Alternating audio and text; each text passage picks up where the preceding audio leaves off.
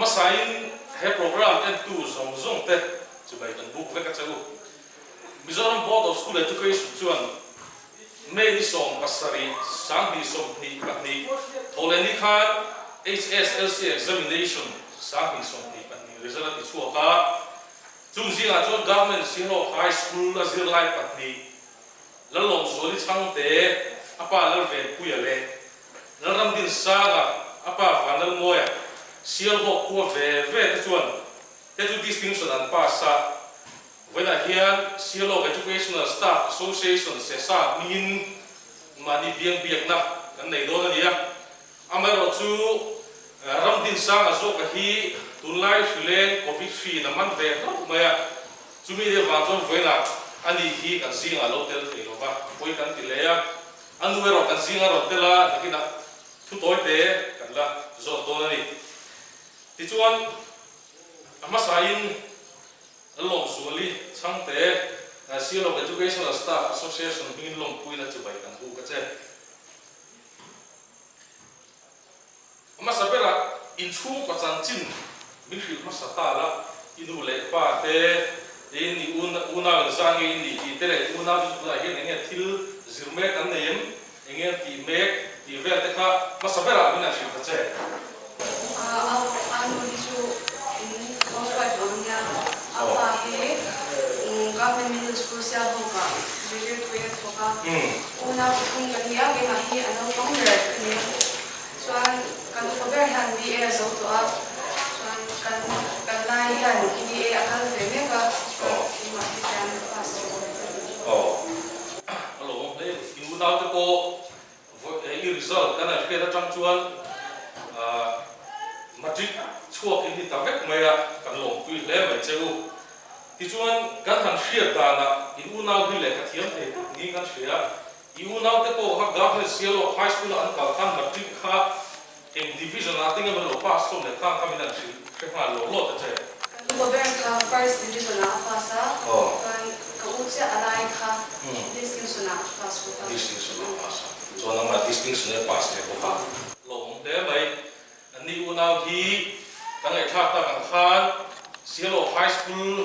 atangin matric am pass ko feka andi kha chuang takin first division al ko ber passa ador lega distinction a passa no pang ber lo so le sang de distinction a pass bokani lomom le maya thil pakhat kan tarlan du chu Sialo high school a hian din tira tangin subject zong zong le tar mu hi kan la nei ngai lo ba ti chuan tun tum a hian Sialo high school atangin avoi khatna tan lalong soli sangte hian subject zong zong English mizo mathematics science le social science subject ate letter marks na ve ka hi alo kan ti le ani ti chuan ni le mandi a result chuak ta na I result sheet in khadi tin nge ma zuang vak lo mini au vak mai nge ni a lo lu to ka vak te ni mi tuite la ne tin nge isi ama sabel kan nang ma na lo to da result ta ma lan chati ko ko nei jo la le chung ma ko ke me ma yan kari ro na ma sa tra kai ni e se ai ti cha lo ke ma na ko lo le ani to result chu khoi tang ni in lo shia da ka au tang nge dia ma ni luma tang nge khoi tang nge result chu lo shia kan result swani kan ta cha ta wa swani kina apa ne chok ma kan ni kan ro te ro a tu te ko har ina ka ro ko kha na shi chu ti chu result ko ina de ve de to don cha ni mo ani ta chu result shia ta te ko ai na lo ban net committee kan che na vai na ni te ko an lo shwa ma te ro ba result lo mong ta kina de thuma alo le ni ti chuan ni le tun HSLC exam sang ni som ni patria khan subject sang ima dan kha min sim te English sa khan maksumrat khat ko mizawa maksumrat ko na maths sa rat ko science sa ko khat le social science sa ko ni ti chuan in ma be khom zong zong chu ma sali som li ni ta ti chuan matric a hian in full mark sanga ania subject nga hi anneya chung zinga chuan distinction a pass school hianin mark zanga chuan mark zathum som sari panga muangaya ti chuan lom zual hian mark zanga mark zali som li amwa distinction mark chu an khu chiang le ni ti chuan HSLC exam an nei ta a chumi nuwa chuanin result lo tak tak te kanan hre chho ta a ti chuan eng sikula changin nge i local a khoi changin nge sirna buli chang ti te ta mina shil te che school ka direction le atanga ko ya chen of PS ya ka chuan lai le te ha sia high school selo high school PS a chuan nazari changin class 8 so da pa chu selo high school ta chara ni ani le ino panlai le tuhun theng hian nangma in paidana le ka thiam thei ni nin chia nge nia a van tlang ka chu ka khaveanga ti nin chia ka ka min chang che thei le dan te chu le kha chu thiam thei ve ka in ka zir dam le le kha question ko khate ka thiam chak ve he chu mi chuan in pola poti quality thin nge a heta pon hin lama tangin enge kha khanin ini na chi te khan soi re be enge ni pon pina khan ti thapol kan ni deu sei ka ria han ti chi te ka bina sei te ma school ka theng ni ka school ka to na long ma te pon ta sa ka ni sia lo le me ti thapol ka ni deu sei ni chu ti chuan hei voina sio khua chuan record ti lom pek ta alaron zirle zer tu le kharon zirle zer tu te ke ile khasir dan te ko shit te ko cha ve mai the ya mi hi kan le khasir dan hi nang lo va chen chu zingla ma ta ka zira zanla ma meng rei thei lo te no ma chen chu zanla ma meng rei zo ka zingla ma kha tianga thot lai thei zo te ka tiang zo te mo zir dan style chi te kha lo ta kha khani eng tin nge le kha isir dan tin ni khata ta pui thola kin da tra rin sa nge isir thi ivel kha emina thile da che da hen da kar na da kar se bo da je thina sima han ne kha ka se tam pok lo so ma dai ma han ne kha thang the be ra ka se te ba sa na isir do gara ani chuan ni khata da kar ngai se jo zi lai ko ma le ne mo to ma ve as tu thata kan nei chu tunlai thalai te kan thot lai tho protein na mi ba ka chamtur chuan mut rei tuk tuk ta kha alo rem lo vani ti voila lo long su le chang te tongka changa kan hria da chang khan in zirna tur kan nei ni thalai ten zing mut rei te hi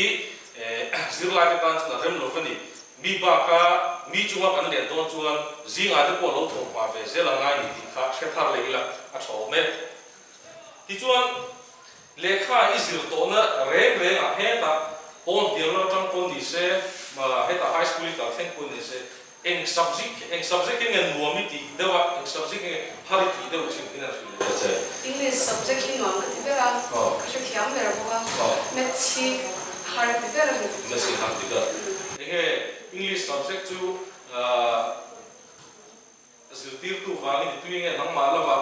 an nuami ti be shi bi zir ta ti da tang English chu nom ka ti be shi na kan lai tu ani ta chu lo le mai subject a gen tu sam sam ni kan ya tunlai mizo thalai te na har sa kan ti pol English study chu lo tu ya lo ma ti ber mai chu ma te ko chuan kan tui kha aloi nang lo ni ko in kha chu han dem tu kan lo ma ro chu ni ka subject tu ber chu English ani ya mathematics lo har sat pe to ma ro chu a har sat na ber ro chon le tara loi box ya lo zir da sa de ani a thiam lo ber subject ne hria da khan le tara mo mai chu bang chuan zirlai te ko in kan har sat na subject a hi kan ngai kha chuan e mani min pot niam tu ani theya ani atra kan zir tur chu har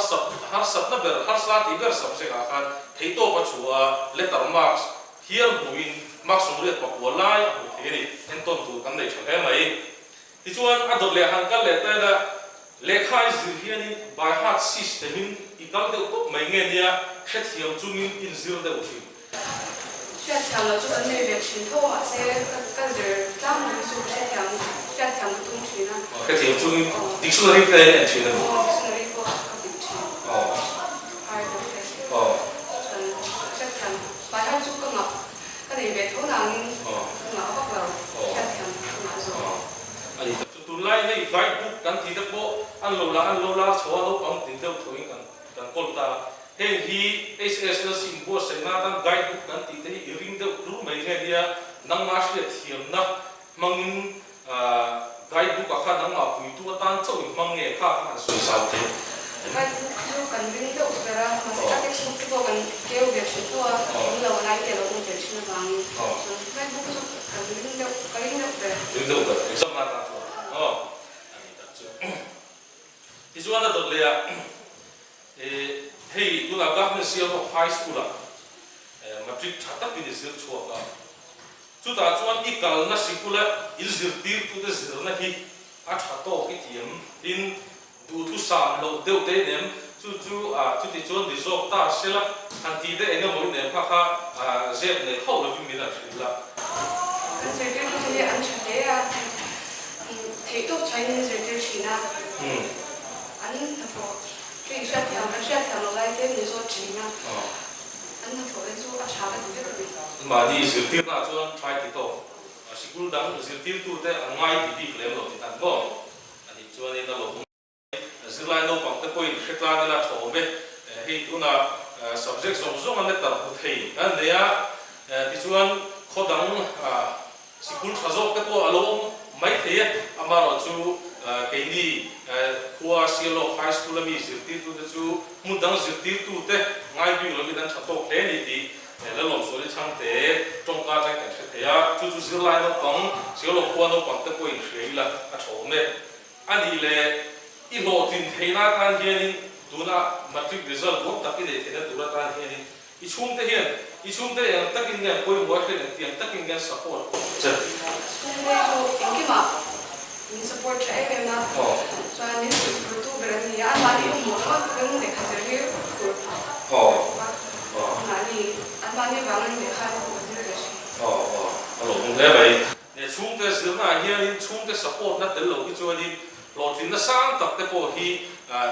hiện thấy lâu chỗ đi lâu hiện là lâu har sa được chỉ là chúng ta phù tập là cái giữ lại cái mình hẳn phù quy thì chỗ giữ lại cái ta bộ hiện lâu phù rồi em mà dân là mà thế lệ khác cái này zira cái đủ lệ part thế là một zana thế mình lâu mình kia achaga cái ấy tu thính quý lâu thế mình lâu qua xây sắc cái zira lại cái tan hiền áp phù nó đủ thế thì cái bộ khác đủ lệ part thế lâu khép thar lệ là zira lại cái thì cái quý nó mà một thế cái support nó mà một thế thì khác lâu khép thar lệ là chỗ mẹ thì chuan năng li hi thì in van đuôi cái lâu khép danin covid Chilen line sikulin tala kumchan ve thau po thing manglo hi offline sikul pa ngai class in nei ya chu ta chuanin syllabus te kha atam le mai sia classroom ba sir na piala ma hianin izir na tan pui tu ta YouTube lam te mo tu te mo channel tv la mo enga mo han man tang kai so tang kai nei net si ke en ga chi YouTube la ma hian kha te mo bang hian YouTube là đi cho anh sẽ theo nó lại rồi YouTube cái lần rồi sẽ lại cố gắng cắt lấy mấy thì nó học như thế anh không mấy classroom mà đi cho anh sẽ tiếp tục thế là xoay lâu đi qua cái này xí là vợ anh lấy mấy lâu mấy thao được thế cho anh YouTube về là cái cho anh cái này là cái đủ lại thế cái hàng rewind lại thế à điện thoại anh đi qua rồi chốt trang cái về đấy YouTube mà cho anh mathematics cho anh tu cái channel nghe em đều biết thế này anh đi tập trung, còn đi xem lại YouTube bài hiền, cái mà đi mình chọn quy thầy tu, zir lại, cái zir lại mình chọn quy thầy tu channel hi ông nuôi này thì cái zir lại cái gì là làm cái mô, cái mà đi chặt gió, rồi mất bị chặt gió, rồi mất là em vẫn lâu hiền, cái zir lại mình chọn quy hi YouTube bài hiền, mình dấu trong ngày hiền, tắm tập ông mình thì ta chỉ là chỗ mẹ, chúng ta có chú zir lại cái point với nó cái công na hiền khang khá sổ trăng cài tới đầu tung tay là thổ mẹ dự tiếp tu tên nhé số yang khan cái rong nam lô này coi khang trăng khan in tắm tất cả sẽ thấy đó những coi là đầu sổ trăng cài thì xuân online nó một YouTube bằng chút tiếng in lệ kha mathematics is là chuan in Israel athazong amo athalo zong ino enge ngonga nei khia entina I hemi phone karan khoido ichoni kali ai thil dang me chu te hi lo ola kasir mathematics ka zirgun tura mo dang ka zirgun tura tan kun na peng sab tu khanti hadi na thazong ba thalo zong mo nei kha nang ma o Video kan em vẫn có đồ sử dụng nhưng mà in để không được sử dụng nang ma chung phong nei len lo mo khia nei len ani le chen te he YouTube channel kan theng chi ka te man tang pai nei fe ko nei ve chi ne ka chan te le chan har san de tho ma me ani kan le ja chi na ani kon te sha Caroline en le me ni o sin ni chặt nè tấm lẽ mấy mắc trong tay của can chuan thì chuan YouTube bảo vệ thế lệ khá sự ít trong ít lệ khá sự trong quy tu ta những mình chuan anh đi đến mobile phone chúng ta mang qua đi này năng nghe chung cái tai mang nghe tiếng nghe phát khai ý sự đó khi mà in mobile phone thì cái này em bác sĩ em nói là mình chỉ nói chuan cái này chẳng đến đâu cái chung cái Covid vangin online class này lo mai cho mà chúng mà buôn này lo mai đây nghe cô ni sila mobile phone hi tulai zir lai ten kan man thiam ngai the kan zir lai tin ki boy the ki tam ta o mani kha kha lo se thar le ya chom me ti chuan ani le izir zel na ta dura gen enge ro man na te na yem tin ba ka enge ni tum te ne kha kha mina sui sao sak le che tôi sống khát cái hay là thì anh xây xong mà kan các bác sẽ đến cho nên BSc của thì làm bằng cái thùng á trong khi anh nói cô có trong á thì thùng nó có chút nào thì giống đặc để cái thùng á thì nó cũng có tính năng thì nó có cái lỗi chúng ta có thì cô mấy thì có tính năng ko kila ami kan tla kan ni kha koi bo ber mai ni le ato lam kan lo nai do na zir lai te enge I cha duwa tin chu mai pe lama lo chin na ta enge koi mo iti te kha mina shi le da che zir lai no bang kan ni kan pe tu bo kan lo be shi ne zan na te ya han school ban ne ya tu shi na se be ngan de ti cha school kan bài nó thay cái mỏ nó hơn tiếng cái này thì trong nó cái này hơn là chắc là phải pass kan cái nó làm không khá cho nên mình phải làm được thì yeah thì không mấy hey không lại kan silo high school là cái thì zero line nó bằng cái bang thằng thằng em mà ta cho zero tier tu school chẳng có zero tier tu đó có khá anh mà bằng kia là zero line bang thằng lu tu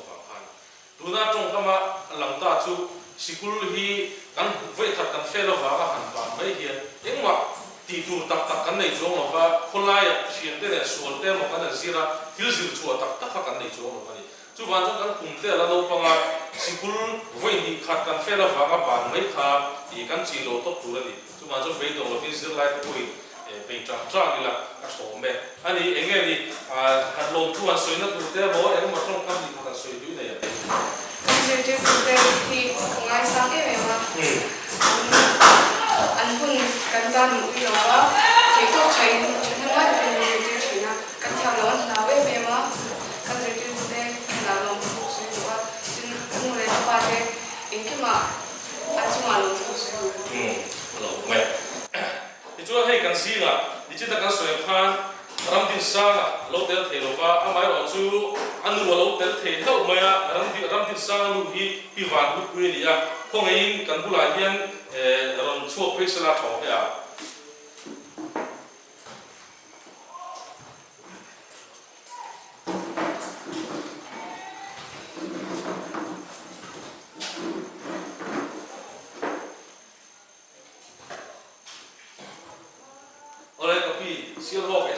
Staff Association mean if a part in na chibai kan pu ka cha in kan lo pi bo ka che ti chuan ram tin sa ni chin da kan so yang khan covid awangin helaya local ve the lo ba koi kan ti e ma handam sela rotel the sela kan ti le ya ti rolin hei nang lo del the lo me chunga kan lo em ma ram din sa na hi enge ale khasir chan ti sikula kal chan ti ra hian enge din mun re chian te pon ta men tin enge thiam thei pon te ni chin re enge ki kha mor ve la na chin se nursery ni jangan thiam thei pol ti tu ni de chan cha ra mo ama ni leng lam tu lo si ni de tu ma ga ya hei ma mi tu ko kan ka she lo ve re ya ka ti classmate ko ka ki ko ka ya ko lai de ka ni lo ni ya ama se tu hi ba ve si ni tu hi oi ve sim sim mi tu oi ve si si ni ya mo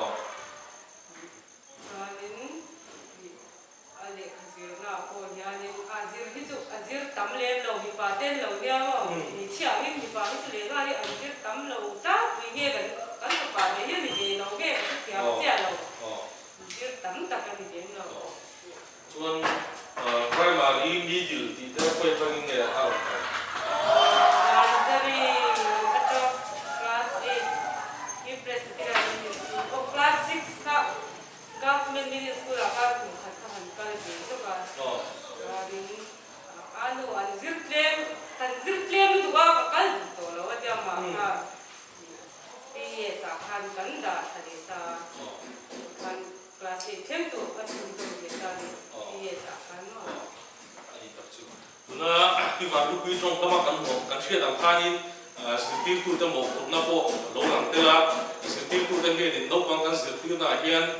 no pang ta po hian tu khop lo an lo nei ve ni ti langa chu va cho sirtir tu ta po in en lem na tu an nei ni ti kha alo lang nga la kheta ni la thom be ani ram din sa na hi ale khasir na po nga hian ping nge in pu yam support te pe tha to ken te nge kha ti la ma kha ni lo tam pi ve chin da khia da cha no pui về thôi ama mo ang kong kong tesu kan buat pui về cái mà đi đi pa te lo ya mà đi mo hai ko lo chi alo di ko ka kim ma ji lai ko uniform thengin kan buat pui về kan hem to kim ale kha ji na chuan in la ma te chuan ni pa chu in chung ko ra kan lo chor te vak lo wa azir pe lo azir kha ni ma ya bun kha chu ma se din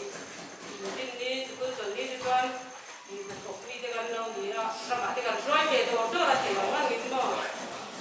le ka sir na ko chu tu tok chu ke ho azir pe azir an bai ichuan enge ni in papa hi akal zela tura hi in bula hian enge chu chu sir ka cha kan tiang chi te mo soyam mo nei an ni tum te ka nei tu tiang zom chu ne mo te tong khaman cha chu te nei ko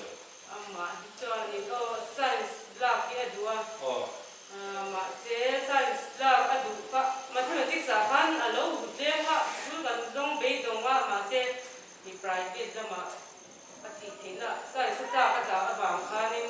di the sha na gan ngai to private a ka ti kan tu du na ko science lab du kha how tak lawa ba ma cha song lab ti lo ka kan chele bok sia how tak ti de u tu ton ama da du zong cha zong kha ti ti he tu ram tu ma na ko ama ti cho than ni tum te le ma ti pia khala so ye me ko se lo kan tu zong cha me bang tak am ti tu mo ni trong kem ta te lo ni phei chuan ni sui su su te po lo ha sa te po ni mo le hei voi na Seoul Educational Staff Association chuan ni na sui ta kan khan zirlai ti tha deu pati kan nei distinction na pass te biang na hun kan manga la long zuali chang te le ram din sa na te ania Seoul ko khua an ti ping thale maya kun kal le se tura le an sir le se la tura ko du sa na sang tak an ta da khotlang ta le ram ta na bi chang ta tak ni turin kan du sa na sang ber kan la ni ole kha voina kan kom the na kan kom the chin chu ni